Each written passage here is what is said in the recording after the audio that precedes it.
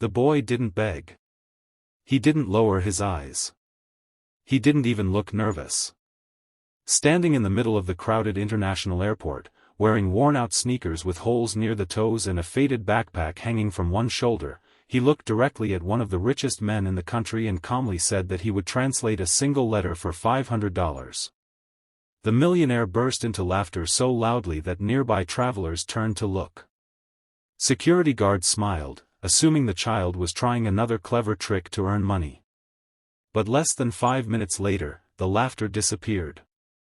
The color drained from the millionaire's face, his hands began to shake, and he stared at the boy as if he had seen a ghost from another lifetime. Before we continue, if you believe that kindness, second chances, and unexpected miracles can change a person's life, please take a moment to like this video, leave a comment telling us where you're watching from, share this story with someone who believes in humanity, and subscribe to the channel for more emotional stories that stay with you long after they end. No one at the airport knew the real story behind either of them. To everyone else, the millionaire looked like a man who had everything.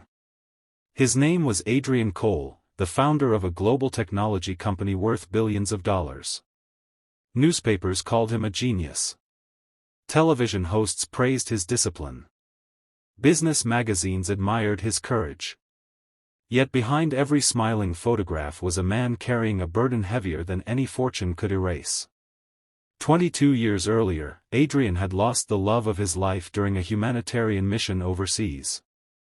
Along with her disappearance came the loss of the unborn child they had dreamed about every single night. No body was ever found. No answers ever came. After years of searching, Adrian buried his hope beneath endless work, convincing himself that success was easier than grief. That morning he had arrived at the airport after signing another billion-dollar business agreement. Cameras followed him. Executives surrounded him. His assistant managed every detail of his schedule. Everything looked perfectly controlled until a young airport employee handed Adrian an old envelope that had somehow reached the company's office without a return address. The paper was yellow with age, the handwriting faded, and the message inside was written in a rare mountain dialect almost no one could recognize anymore. Adrian frowned. None of his assistants could identify the language. His interpreter guessed incorrectly several times before admitting defeat. They searched online, called language experts, and even contacted a university professor. Nobody could provide an immediate translation. As Adrian prepared to leave, the quiet voice of a teenage boy interrupted the growing frustration.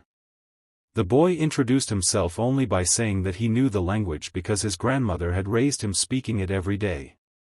When Adrian impatiently asked how much he wanted, expecting a small tip, the boy answered without hesitation that he would translate it for $500.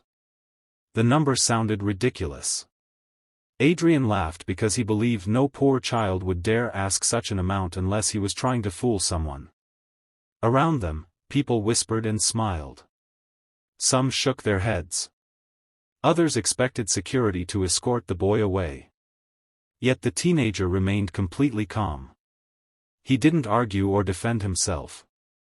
He simply explained that if the letter meant nothing, Adrian would lose only money. But if it meant everything, then $500 would be the cheapest investment he had ever made. Something about the confidence in those words silenced the crowd. Adrian stared at the boy more carefully. His clothes were old, but clean. His eyes carried neither fear nor greed. They carried certainty. Against his better judgment, Adrian handed him the envelope. The boy unfolded the fragile paper with extraordinary care, almost as if he respected whoever had written it decades ago. His expression changed immediately. His heartbeat seemed to quicken. Instead of reading quickly, he took a deep breath and looked back at Adrian with unexpected sadness before beginning to translate every sentence slowly and accurately. The letter wasn't about business. It wasn't about money. It wasn't even addressed to Adrian's company. It was addressed to Adrian himself. The writer introduced herself with a name Adrian hadn't heard in more than 2 decades. It was Elena, the woman everyone believed had disappeared forever. The letter explained that after a violent attack during her humanitarian mission, she had survived but suffered severe injuries. She had been rescued by villagers living deep within isolated mountains where communication with the outside world was almost impossible. She had spent months recovering, only to discover she had lost every document proving her identity. By the time she finally reached a city capable of helping her, political unrest had closed borders and destroyed official records. She searched for Adrian for years, sending letters through travelers whenever possible, praying that one would eventually find him. Adrian's breathing became uneven. His fingers tightened around the edge of the paper. The airport noise faded into silence. The final paragraph made his knees nearly give way. It revealed that she had given birth to their child shortly after arriving in the mountains. Believing Adrian would never stop searching, she taught their son everything she could about the language, their shared memories, and the promise that if they were ever separated forever, he must continue looking for his father. The billionaire could barely stand. The executives surrounding him exchanged confused glances. The boy gently lowered the letter and whispered that there was still one final sentence. Adrian nodded. The boy translated it word for word. If this letter reaches you, the person reading it to you is the child we both prayed would someday bring us home. Time stopped. Adrian slowly lifted his eyes from the paper and looked into the teenager's face again. For the first time he noticed details hidden beneath years of hardship. The same determined eyes. The same shape of the smile.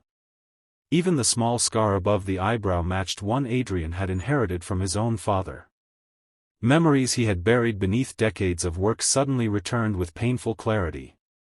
It was impossible to explain, yet impossible to ignore. The boy reached into his worn backpack and carefully removed a small wooden necklace. It carried half of a carved compass pendant. Adrian instinctively reached beneath his shirt, where he had secretly worn the matching half every day since Elena vanished. When the two pieces were placed together, they formed a complete circle exactly as they had on the day Adrian had given the necklace to Elena before her journey. Neither of them spoke. Neither needed to. Sometimes truth arrives so quietly that words only get in the way. Passengers who had laughed only minutes earlier now watched in complete silence. Some wiped tears from their eyes without fully understanding why. Even the security officers stepped back respectfully, sensing they were witnessing something far greater than coincidence. Adrian asked the boy one question with trembling hope. He wanted to know whether Elena was still alive. The answer would change everything. Before we reach the unforgettable conclusion, tell us in the comments, what would you have done if you were Adrian in that moment? If this story has touched your heart so far, please like the video, share it with someone who believes that hope should never die, subscribe to the channel, and leave a heartfelt comment. Your support helps us continue bringing inspiring stories like this to life. End of Part 1.